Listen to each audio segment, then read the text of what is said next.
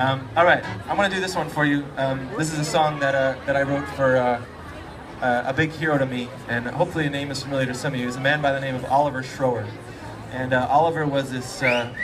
All right, Oliver was one of Canada's, if not one of the world's greatest violin players. He played this mostly improvised instrumental music, and the first time I heard him play, I nearly drove off the road. I was so amazed by what I was hearing coming through my speakers. And I became a huge fan of his and sort of tried to spread his music to as many people as possible, which is why I'm telling you his name, Oliver Schroer. But part of the reason that I'm so sort of emphatic about telling people about him, besides the fact that he's so deserving, is he's no longer able to do it for himself anymore, because unfortunately he passed away from leukemia 6 years ago.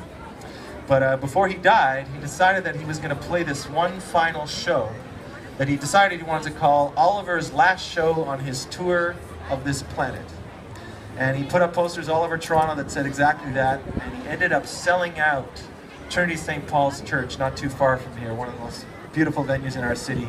About 1,000 people came from all over the world to be at this show, and Oliver stood on this stage and he played for over 3 hours, and he walked off that stage, and 1 month later, he died. And I was listening to him on the CBC, and he was doing some promo for this show, and one of the things he said in that interview was when the doctors gave him the news that his condition was terminal and incurable, rather than having a feeling of panic, he was surprised to find himself overcome by this feeling of peace, because he realized in that moment that even though he had such a short amount of time left to live, he didn't need to change anything because he was already doing exactly what he wanted to be doing with his life, and all he had to do was just keep doing it. And I just thought, wow, that's like the perfect state for a human being to aspire to be in. And as hard as it may be, I wanted to drill that into my little pea brain and try to walk towards that. And so I wrote this song about it. And if you can imagine, it takes place on the stage at that final show. So this is called Oliver's Tune.